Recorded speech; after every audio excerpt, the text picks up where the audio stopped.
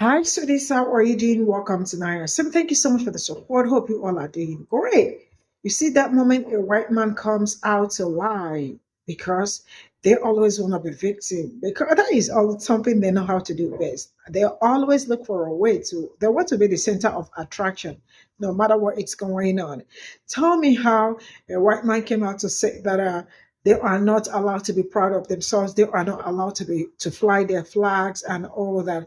They are not allowed to love themselves. They are not allowed to also love their countries the way every other person, love their countries and all that. And one thing I want to say is that this man know that he is lying. He knows that he is lying because this is something that you and I know. And the reality is that as somebody pulled up, I love my people so much. They put out videos immediately where they are flying their flags and all that. And that is something that you see these people.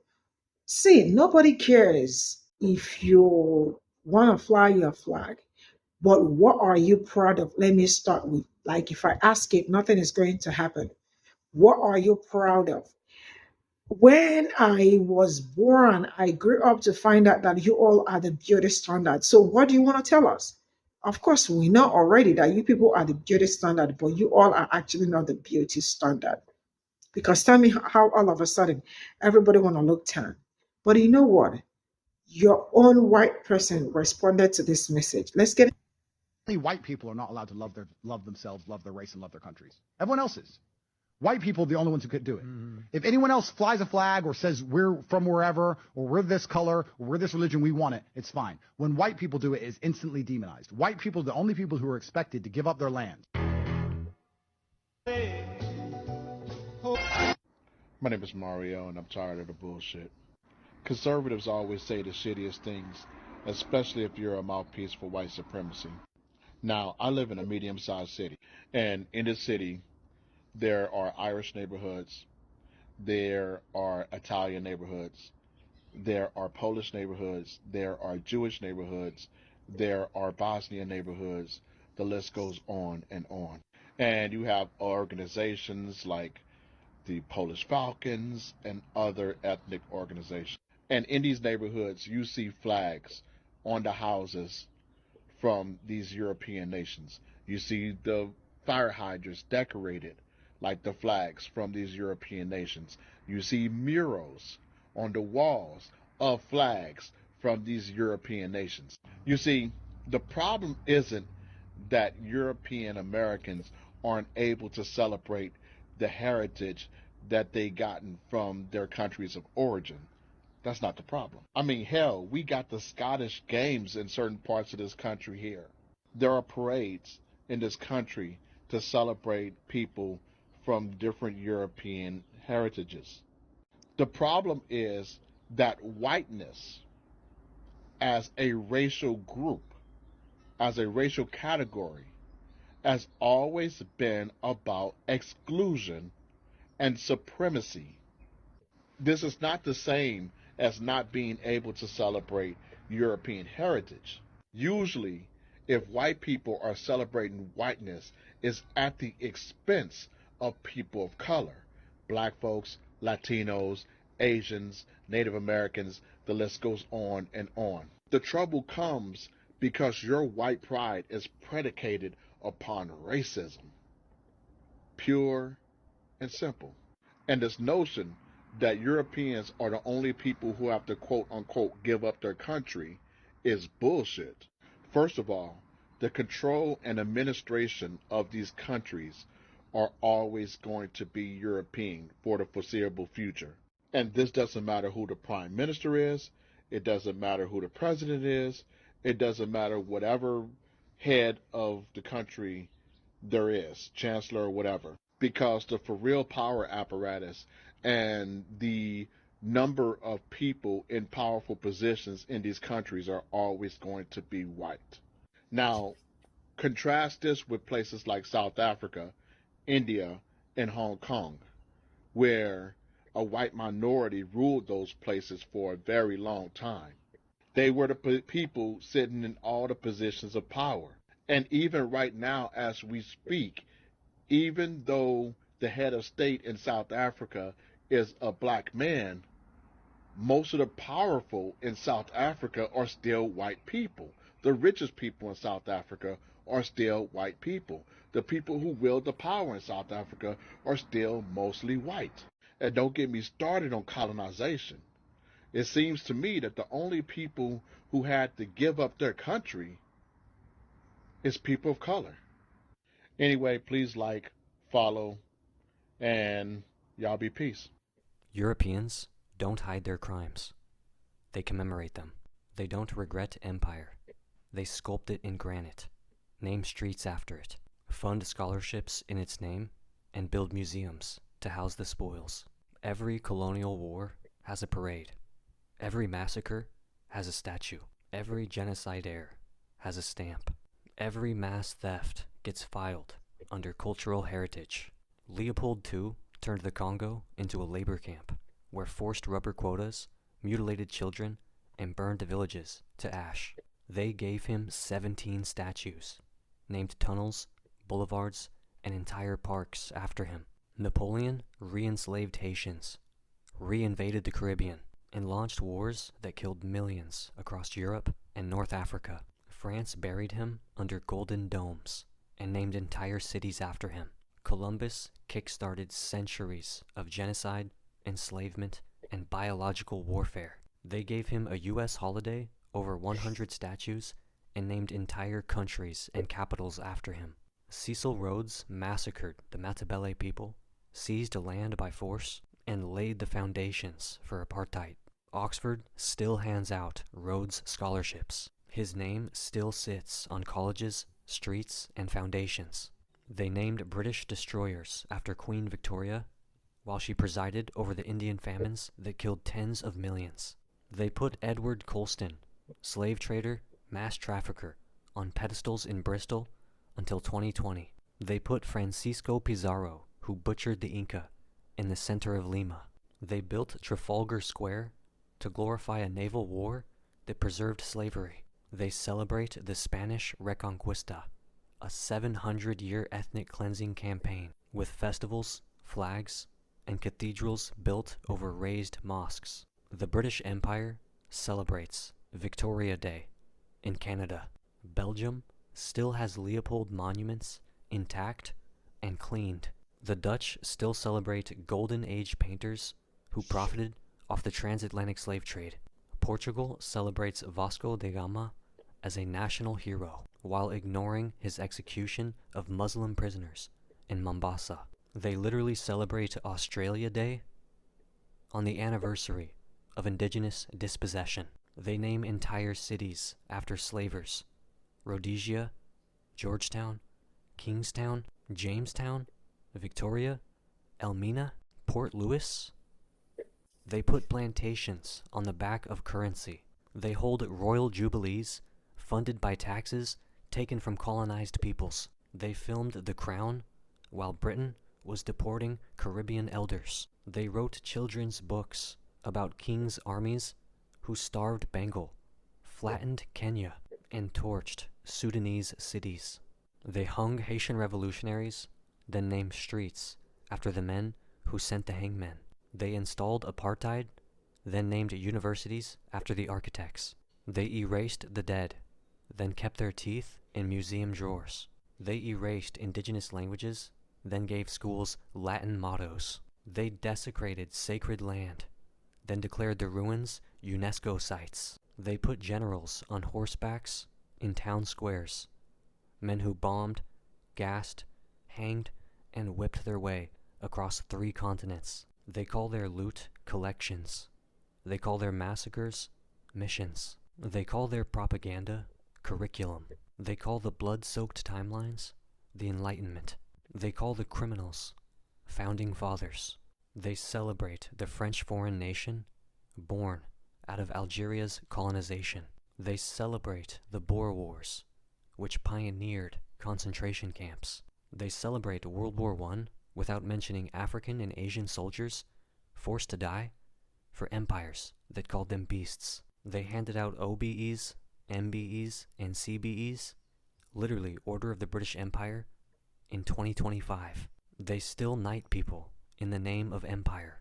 The British Museum, the Louvre, the Vatican, the Pergamon, the V&A, they are all crime scenes with coat checks. Their archives are full of confessions labeled as classified. Their holidays are national amnesia rituals. Their statues are granite lies. Their textbooks are sanitized murder. Europe doesn't teach history.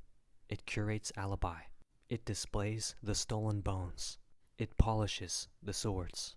It sells gift shop postcards of the crimes. This isn't collective forgetting.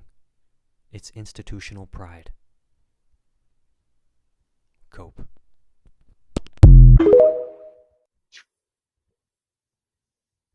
Europeans didn't inherit history. They burned it.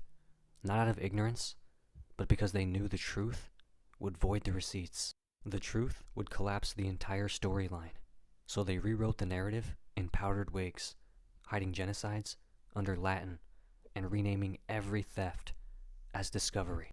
This wasn't documentation. It was branding. Europeans didn't study other civilizations. They studied how to erase them and still pass the test. The moment they touched a library, it caught fire. Egypt, the Rosetta Stone was looted. The nose of the Sphinx was blown off. They stood over the ruins and declared Africa illiterate. India, Nalanda, one of the world's oldest universities, torched. 9 million manuscripts vanished. Then they published textbooks claiming Europe invented math.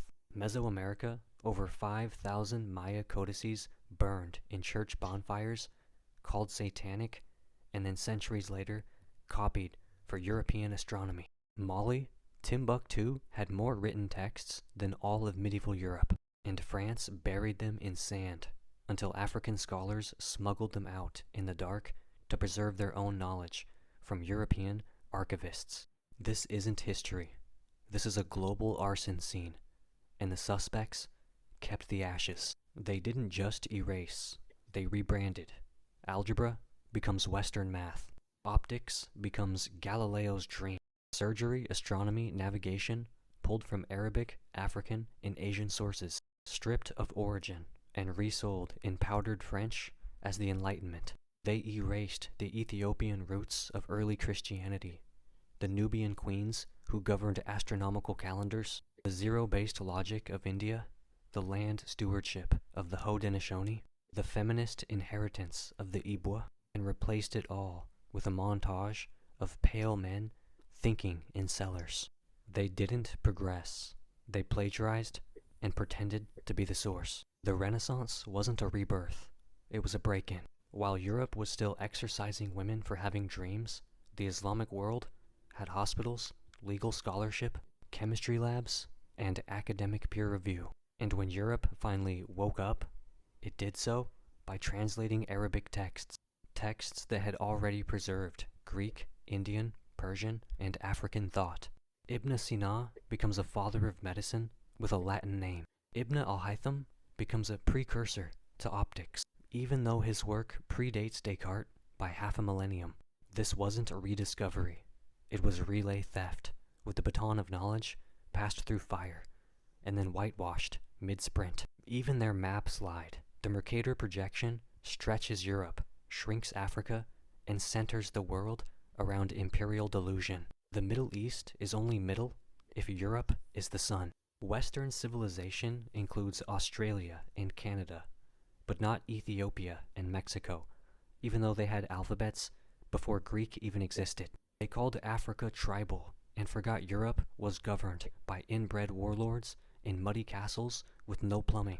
They called Haiti violent and named cities after Napoleon. They called indigenous science myth and European mythology canon.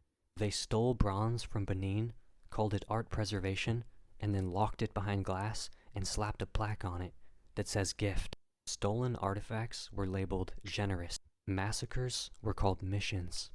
Human trafficking was called trade. This isn't historical confusion. It's weaponized curriculum. The lies are maintenance.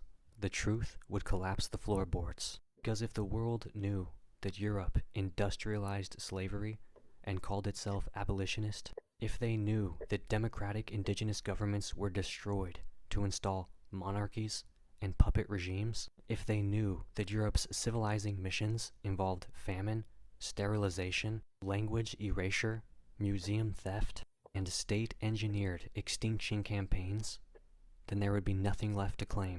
No moral ground, no myth of progress, just receipts written in blood and buried under their museums. This is why their timelines start with Plato and end with Churchill. Why every world history class skips from Greece to Galileo like nothing of value happened in those 2,000 years between, unless it was white and male and drawing triangles. Europe didn't document history. It hunted it and locked it in glass. It renamed it, and when we speak the truth out loud, we get banned from TikTok. But this isn't revision. This is restoration. We're not studying Europe. We're surviving its edits. Cope.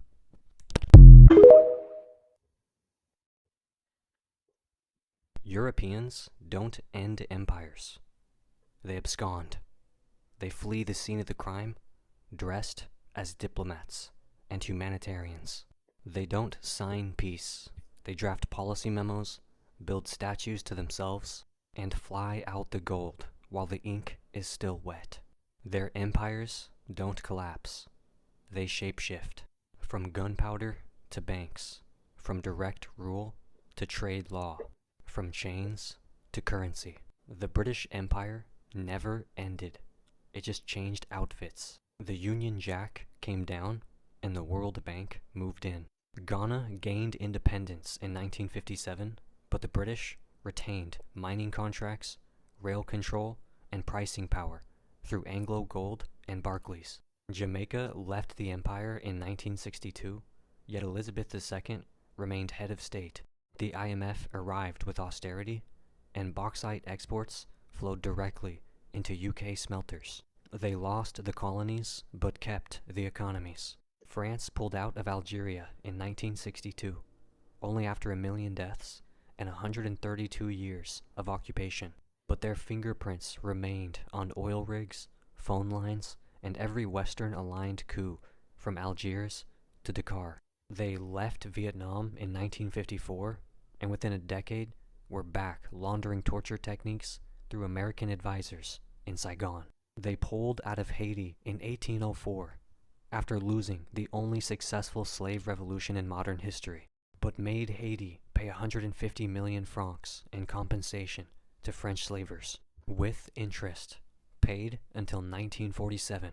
Belgium never ended its rule over Congo. It just removed the flag and installed Mobutu. Trained by the CIA, bankrolled by Brussels, allowed to loot the country with Western approval as long as he suppressed Pan-Africanism. When Lumumba tried to nationalize Congo's resources, Belgium assassinated him and buried him in sulfuric acid. His tooth was kept in a Belgian drawer for 60 years, like a colonial keepsake. Germany lost its colonies in 1918, but from Namibia to Togo, they never returned the land, never paid reparations, never acknowledged the genocide of the Herero and Nama people until 2021, and even then refused to legally classify it as reparations to avoid liability. They maintained global industrial reach through companies like Siemens, Bayer, and Krupp, built on slave labor, eugenics, and resource extraction. Portugal held on to Angola, Mozambique, Guinea-Bissau, and more until the 1970s. Their retreat wasn't voluntary.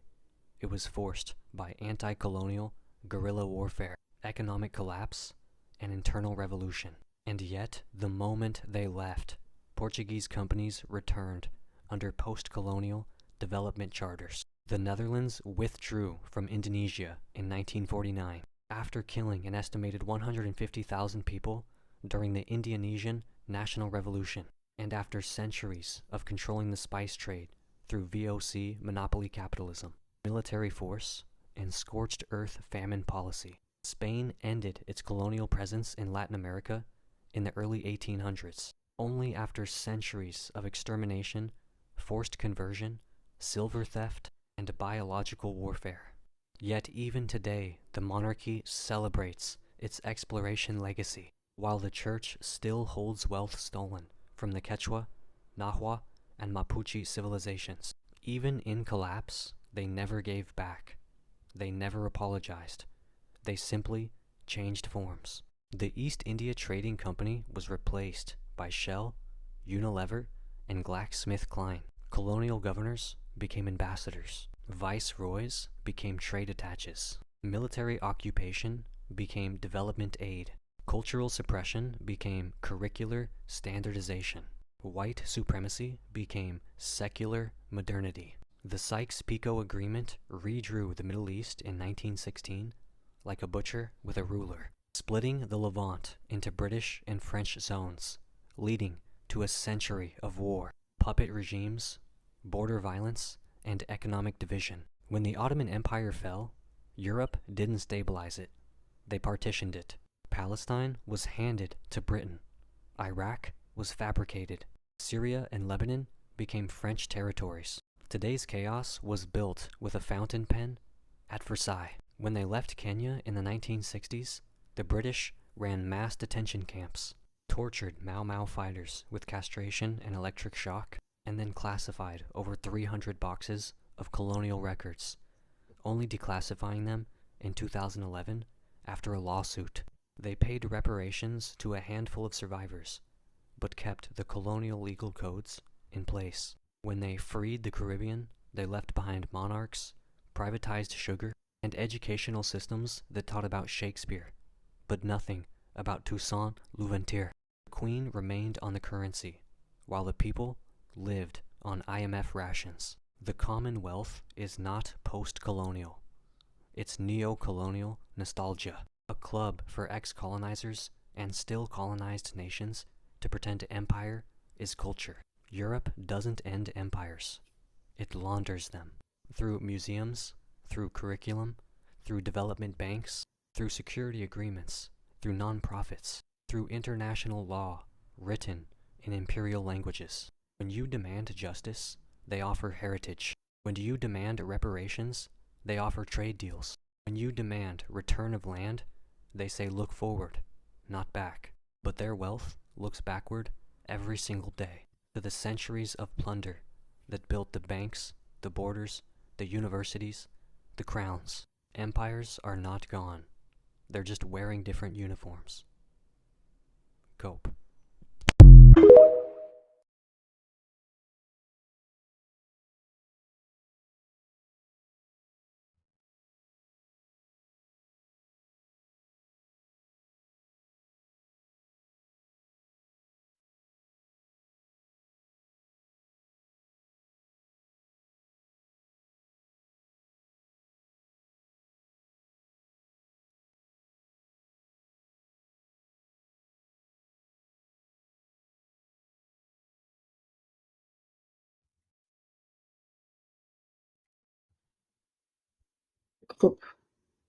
So now you all can see all that, right?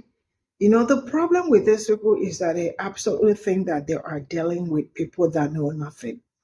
Because for him, he came out to say that why people want to be victims so bad. I don't know why they want to be like, only white people that are not allowed to be loved. What are you trying to tell me? Who asked you? Like, you woke up and all you could do was just to put yourself in trouble.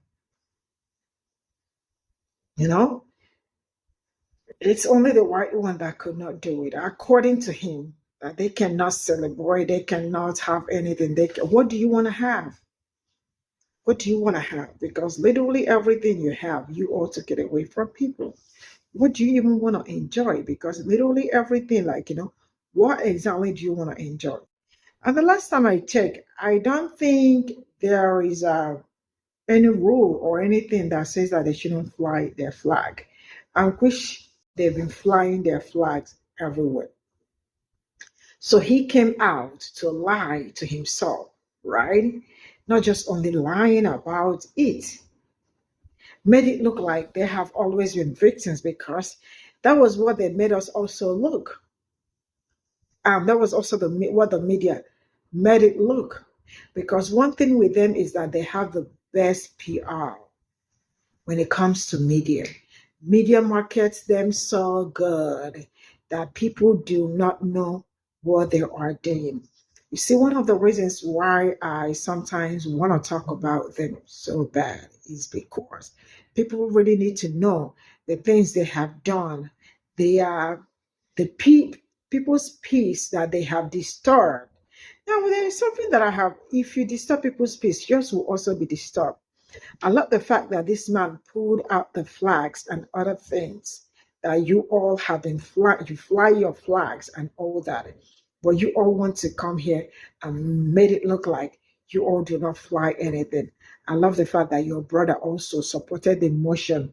You also all the way he listed out everything you all do because you all are the perfect race. You know, Europeans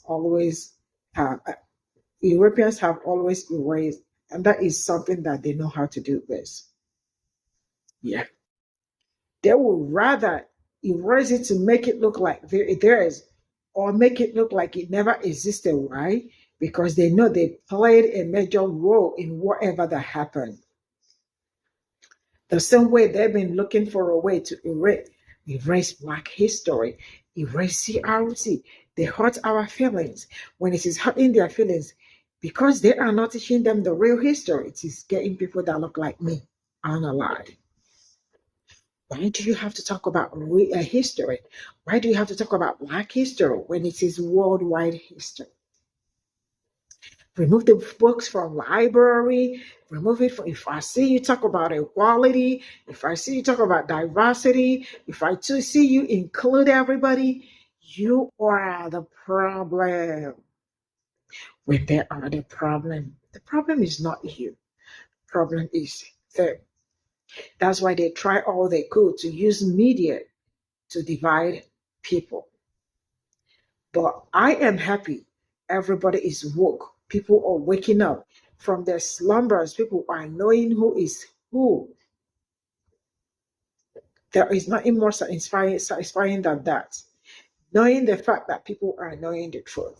So, Mr. Man, just shut up because you can fly your flag and you all have been flying it all years. You all are still flying it till this very moment. Do not come out and lie that it is only you people that when you say you are proud of that, what are you even proud of? Why do you have to come here and tell us that you are proud? Because, I mean, it's also been written that you all are proud of yourselves. Why do you want to? Why are you telling us? Did anybody ask you to tell us? Bye for now.